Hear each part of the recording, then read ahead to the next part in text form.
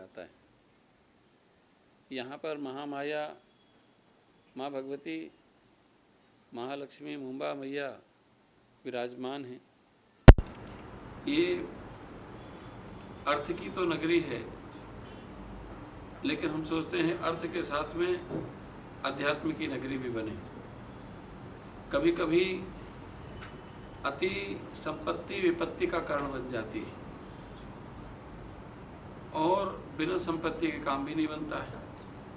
हम चाहते हैं कि जीवन में संपत्ति भी हो, धन भी हो, वैभव भी हो, ऐश्वर्य भी हो, लेकिन मन में शांति भी हो। तो अशांतस्य कुतः सुखम, सुख का सुख ही तब मिलता है जब हमारे जीवन में शांति होती है। इसीलिए इस मायापुरी मुंबई में हमारा चातुर्मास व्यतीत हुआ। अब चातुर्मास के बाद में यहाँ पर 1.25 करोड़ माँ भगवती के बीज मंत्रों की आहुतियाँ दी जाएंगी। बीज मंत्र भगवती का साक्षात रूप माने जाते हैं और बीज मंत्रों का इतना महत्व है कि आप क्या प्राप्त करना चाहते हैं, आप क्या बनना चाहते हैं, आपकी क्या इच्छा है, ऐसी कौन सी इच्छा है, कौन सी कामना है, ऐसा कौन सा संकट है जिसको भगवती दूर ना करें और ऐसी कौन सी कामना है जिसको जीव में प्राप्त ना कर सके, लोग प्राप्त ना कर सके। तो जो बीज मंत्र है वो भगवती का जो विराट रूप में जितनी शक्ति और सामर्थ्य होता है उसी तरह से शक्ति और सामर्थ्य बीज मंत्र में होता है। तो 1.25 करोड़ बीज मंत्रों का बांगुर नगर मुंबई गोरेगांव में 13, 14 और 15 दिसंबर को और 108 कुंड का ये विशालतम आयोजन होगा, जिसमें भोगश्च मोक्षस्थ करस्थे, भोग और मोक्ष दोनों को देने वाली भगवती की अर्चना की जाएगी। साथ ही साथ में मुंबई की इस पुण्यधरा में जब हम आए तो यहाँ पर वातावरण राजनीति से सराबोर था। यद्यपि हम लोग पर पार्टी निरपेक्ष भाव रखते हैं, लेकिन हम भी एक सनातन धर्म के धर्माचार्य होने के नाते हमारी भी अपनी कुछ जिम्मेवारी हैं सनातन धर्म के प्रति, इस राष्ट्र के प्रति और संपूर्ण समाज के प्रति। हमारे यहाँ पर इस भगवे रंग को बड़ी श्रद्धा से देखा जाता है, भाव से देखा जाता है। यह रंग समाज के लिए अपना त्याग करता है और जब कोई एक व्यक्ति जो कांग्रेस के अध्यक्ष हैं खड़गे जी, वो इस भगवे के लिए टिप्पणी करते हैं, और भगवे के लिए टिप्पणी कोई कांग्रेस की ओर से पहली बार नहीं की गई है। अनेकानेक बार जो त्याग, संयम, आध्यात्मिक चेतना का स्वरूप जो भगवा रंग रहा है उसको अपमानित करने का काम किया है। खड़गे जी ने भी वही किया। उन्होंने कहा, भगवे रंग पर टिप्पणी की कि भगवे रंग को उतार करके और राजनीति करें। मुझे समझ में नहीं आता कि राजनीति अपनी जगह में है, राजनीति के लिए बहुत सारे विषय हैं। क्या एक भगवा रंग का ही विरोध किया जाएगा? क्या सनातन का ही विरोध किया जाएगा? क्या भारतीय हमारी सनातन आध्यात्मिक चेतना जो विश्व का कल्याण हो कहती है, हम ही हैं जो विश्व का कल्याण की कामना करते हैं, हम ही हैं, हमारे वेद शास्त्र हैं जो कहते हैं उदार चरितानाम वसुधैव कुटुंबकम, कि सारा विश्व वसुधा हमारा परिवार है और सबके कल्याण की कामना, सर्वे भवन्तु सुखिनः सर्वे सन्तु निरामया की भावना हमारे द्वारा ही प्रकट की जाती है। जब इतनी उदात्त चेतना हम समाज के लिए समर्पित करते हैं तो फिर इस त्याग संयम के इस भगवे पर क्यों आपत्ति लोगों को रहती है? हमारे लिए बड़ा ये चिंतन का विषय है। जहाँ एक तरफ एक वर्ग विशेष है, पूरे विश्व के अंदर में देख लीजिए, एक वो संस्कृति है जो आतंकवाद का सृजन कर रही है, आतंकवाद को जन्म दे रही है, एक संस्कृति वो है जो आतंकवाद का पोषण कर रही है। उनके बीच में हम पुरातन काल से देख लीजिए, चाहे वो आतंकवाद का सृजन करने वाली इस्लामिक सत्ता हो, चाहे क्रिश्चियनिटी जो आतंकवाद का पोषण करने वाली हो, हमने दोनों को गले से लगाया, लेकिन परिणाम हमें क्या मिला? हमारे गले काटे गए। तलवार के बल पे धर्म का परिवर्तन करवाया गया, और इन सब छद्म बातों के साथ साथ में हमारे सनातन धर्म को चोट पहुंचाई गई, हमारी आस्था को चोट पहुंचाई गई, हमारे मठ मंदिर देवालय उनको सबको तिरोहित किया गया।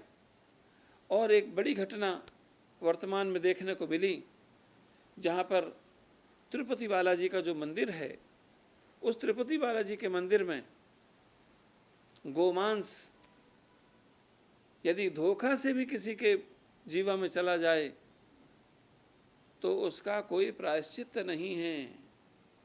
बाकी सबका प्रायश्चित है, लेकिन गोमांस यदि कोई ग्रहण कर ले तो इतना बड़ा महापाप हो जाता है, इतना बड़ा महापातक स्वरूप हो जाता है, उसका कोई प्रायश्चित नहीं है।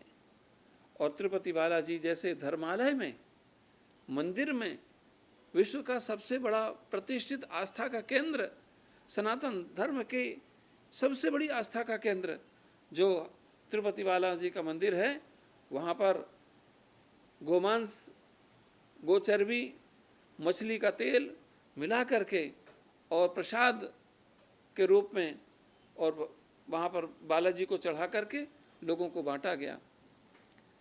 आप समझ जाइए, वहाँ पर जगन मोहन रेड्डी का शासन था उस समय।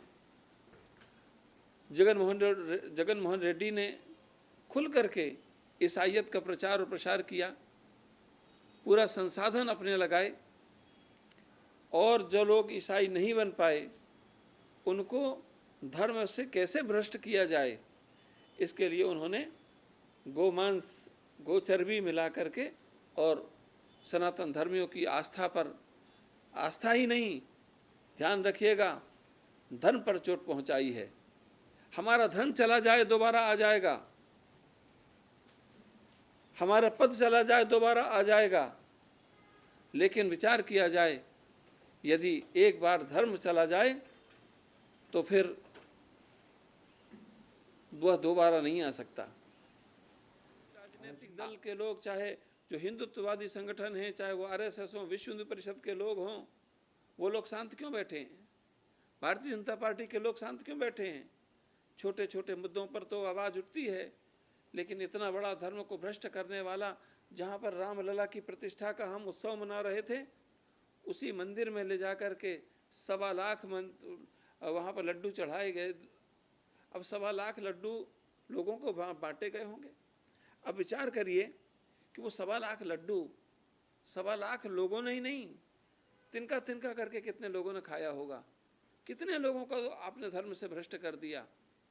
हमारे यहाँ आहार शुद्धौ सत्व शुद्धौ, सत्व शुद्धौ, ध्रुवा स्मृति की भावना रखी जाती है, आहार शुद्धि पर ध्यान रखा जाता है, लेकिन कितना बड़ा कुठाराघात किया गया हमारे सनातन धर्म के साथ। और सनातन धर्म से संदर्भित जितने भी लोग हैं वो शांत क्यों बैठे हुए हैं?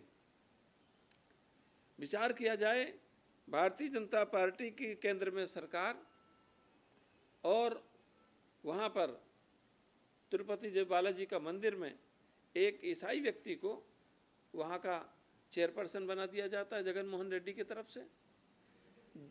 कोई आवाज़ क्यों नहीं उठाता?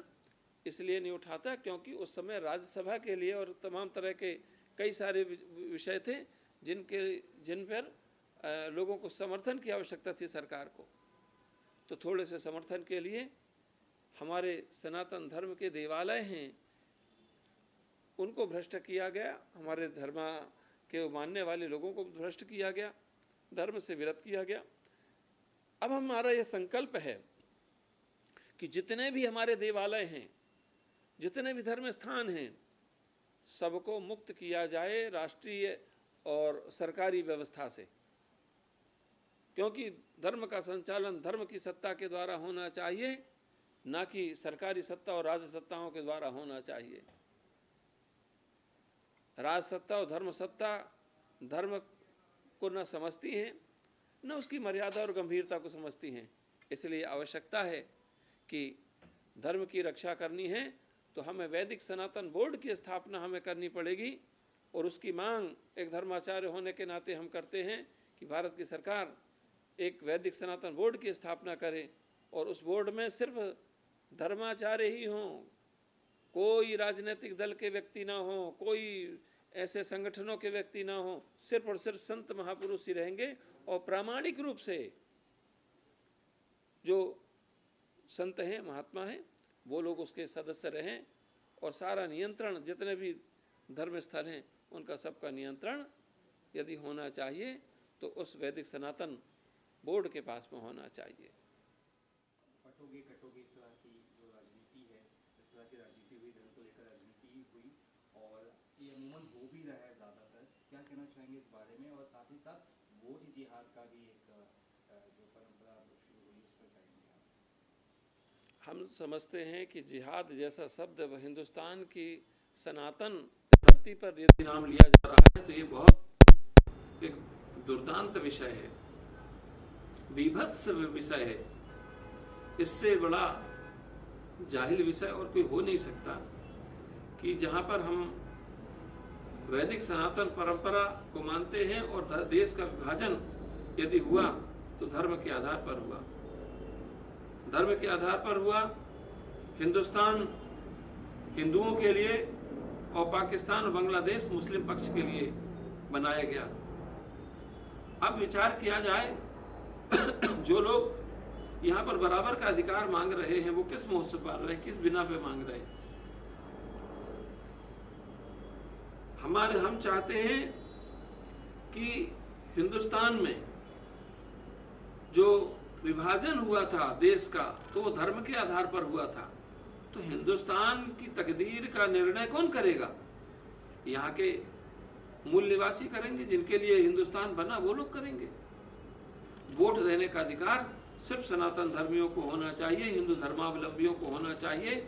हम सरकार से मांग करते हैं ताकि ये वोट जैसा जिहाद जैसा विषय हमेशा हमेशा के लिए समाप्त हो जाए, लव जिहाद जैसा विषय समाप्त हो जाए। हम भी यह भी चाहते हैं, नहीं तो हमारी बेटी किसी फ्रिज में पाई जाए, किसी बैग में पाई जाए, हम ये नहीं कभी कदापि नहीं चाहेंगे। हम चाहते हैं मुस्लिम संप्रदाय के बेटे बेटी उस संप्रदाय में विवाह करें, हिंदू संप्रदाय के बेटे बेटी हिंदू संप्रदाय में विवाह करें, अपने माता पिता के और विचारों से वो करें, चाहे वो संप्रदाय के लोग हों चाहे इस संप्रदाय के लोग हों। दोनों की सुरक्षा संरक्षा, इसमें संस्कृति की, विचारों की, धार्मिकता की, इसमें सभी तरह की सुरक्षा दोनों संप्रदायों की है। और दूसरी तरफ आपने कहा बटोगे तो कटोगे। जब हिंदू मुस्लिम की बात आती है तो आप भाईचारा की बात करते हो, और भाईचारा कैसे निभाया जाए? एक तरफ गौ माता जो हमारी पूज्या है, हम जिसे माँ कहते हैं, वो तुम्हारे लिए हलाल है, वो तुम्हारे लिए हर तरह से स्वीकार है। तुम्हें यह ख्याल नहीं रहता कि उससे हमारी आस्था जुड़ी हुई है, श्रद्धा जुड़ी हुई है। वो गौ माता को हम गावो विश्वस्य मातरम, वो गाय को हम विश्व की माता कहते हैं। यद्यपि सिंधे जैसे जो वोट के लिए स्वार्थी लोग हैं, वो लोग गौ माता को राज्य माता का दर्जा देते हैं। गौ माता को राज्य माता का दर्जा देना गौ माता का अपमान है। जो गौ माता विश्व की माता है, सम्मानित व्यक्ति का बराबर से सम्मान न करना भी उसका निरादर और अपमान माना जाता है।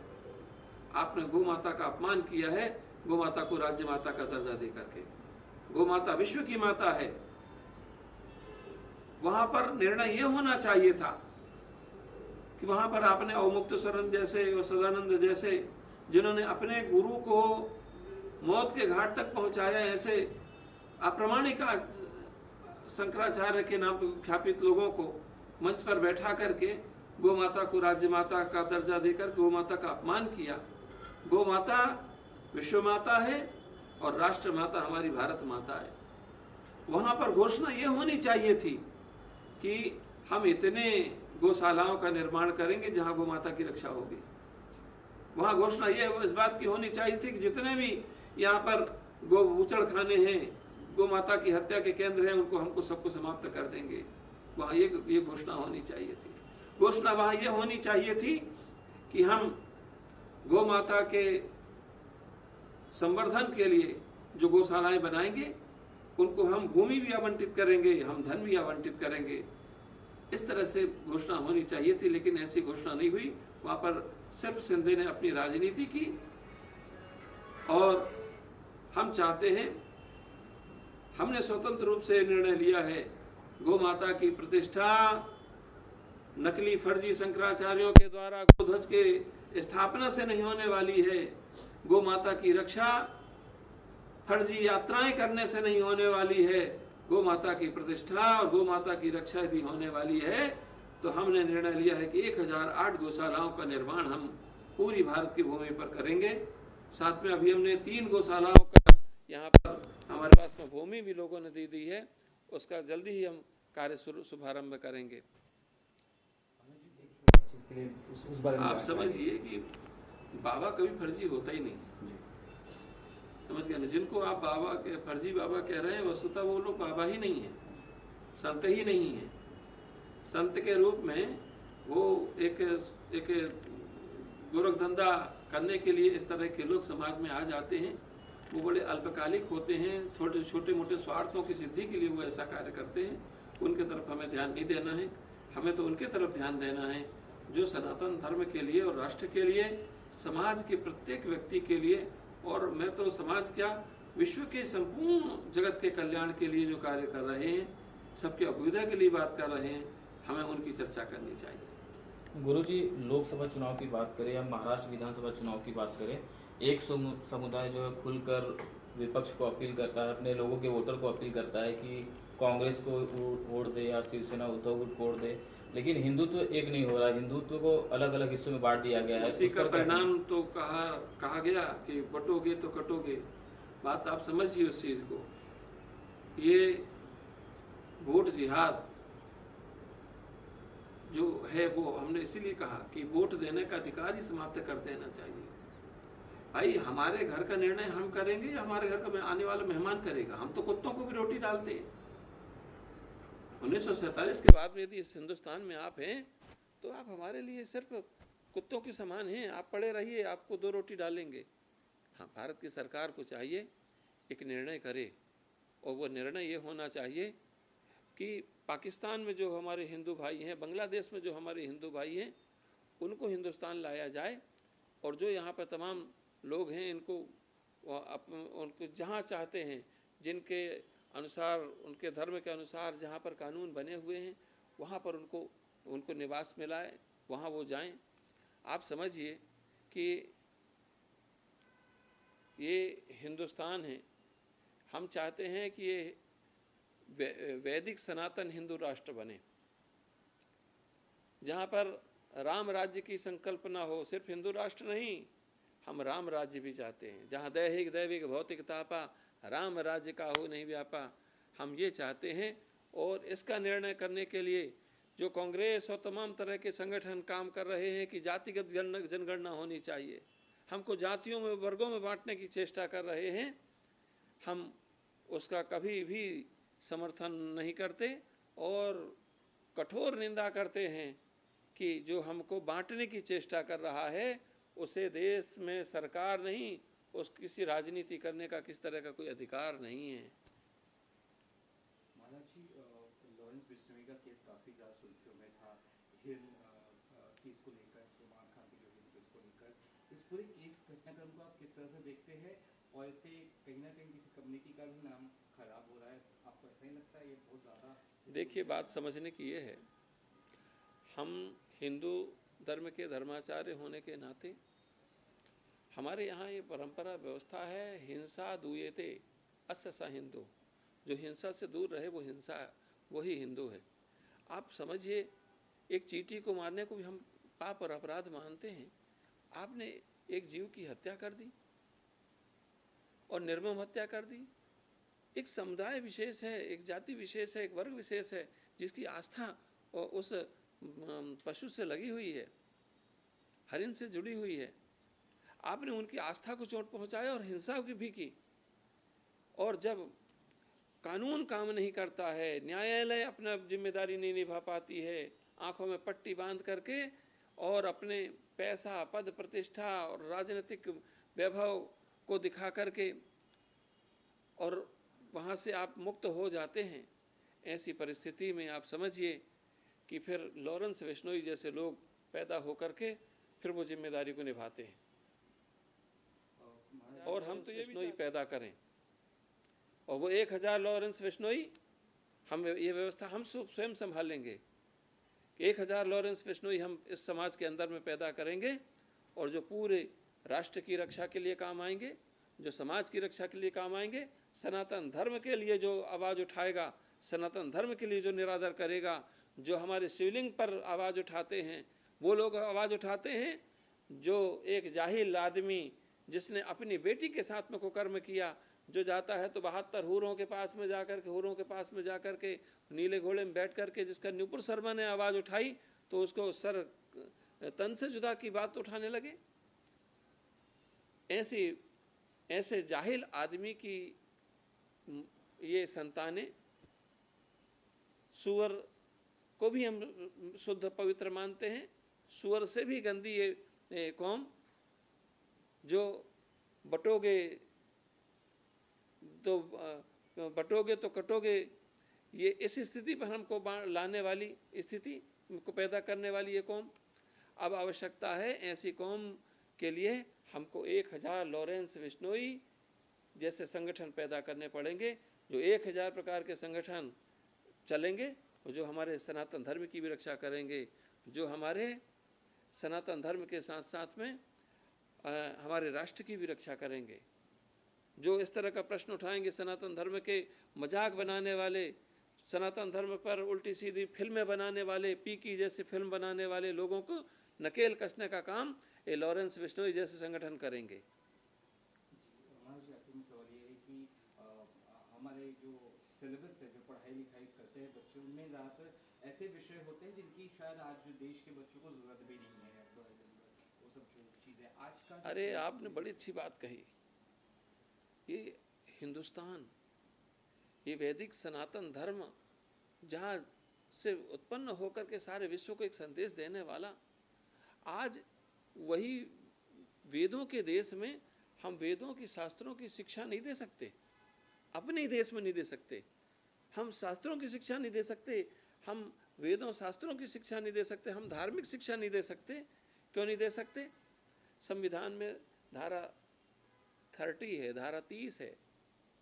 उस आर्टिकल 30 के तहत ऐसा प्रावधान है कि इस्लामिक लोग अपनी शिक्षा दे सकते हैं, क्रिश्चियन अपनी शिक्षा दे सकते हैं, बौद्धिस्ट अपनी शिक्षा दे सकते हैं, लेकिन नहीं दे सकते तो हिंदू धर्म को मानने वाले लोग, जो हिंदू धर्म इस मिट्टी का से पैदा हुआ धर्म है, इस मिट्टी का ही मूल धर्म है, उसको उसकी धार्मिक शिक्षा नहीं दी जा सकती।